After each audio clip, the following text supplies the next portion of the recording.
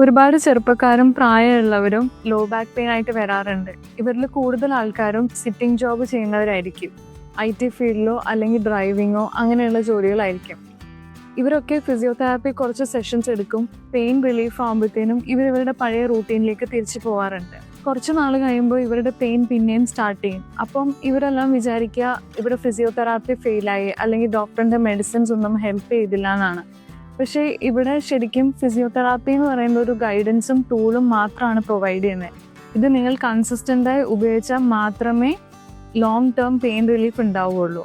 നിങ്ങൾ ഡെയിലി 8-10 മണിക്കൂർ ഇരുന്നിട്ടുള്ള ജോലി ചെയ്തിട്ട് ഒരു 45 മിനിറ്റിൻ്റെ കുറച്ച് നാളത്തേക്ക് ഫിസിയോതെറാപ്പി സെഷൻ ചെയ്താൽ അതൊരിക്കലും ഇതിനെ കോമ്പൻസേറ്റ് ചെയ്യില്ല. വേറൊരു കാര്യം, കുറേ ആൾക്കാർ MRI റിപ്പോർട്ട്സ് ഒക്കെ എടുത്തിട്ട് ഡിസ്ക് ബൾജ് അല്ലെങ്കിൽ ഡീജനറേഷൻ ഒക്കെ കാണുമ്പോഴത്തേക്കും പാനിക് ആവാറുണ്ട്. പക്ഷേ റിസർച്ച് ക്ലിയർ ആയിട്ട് പറയുന്ന ഒരു കാര്യം, പെയിൻ ഇല്ലാത്തവരിലും MRI എടുത്ത സമയത്ത് ഇവർക്ക് ഡിസ്ക് ബൾജ് ഉണ്ടായിരുന്നു.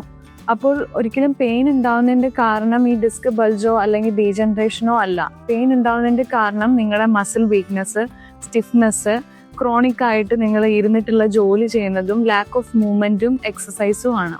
അപ്പോൾ ഈ ഒരുപാട് നേരം ഇരുന്നിട്ടുള്ള ജോലി ചെയ്യുന്നവർ ശ്രദ്ധിക്കേണ്ട കാര്യം എന്ന് വെച്ചാൽ മൂവ്മെൻറ്റ് ബ്രേക്ക് എടുക്കുക എന്നുള്ളതാണ്.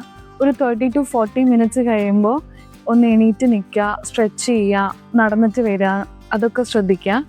പിന്നെ ഉള്ളത് പോസ്ചർ ചെക്ക് ചെയ്യുക, കോർ ആൻഡ് ബാക്ക് മസിൽസിനെ സ്ട്രെങ്തൻ ചെയ്യുന്ന എക്സസൈസും ചെയ്യുക. ഇത് എപ്പോഴും ഒരു ഫിസിയോതെറാപ്പിസ്റ്റിനെ കണ്ടിട്ട് ചെയ്യുന്നതായിരിക്കും നല്ലത്.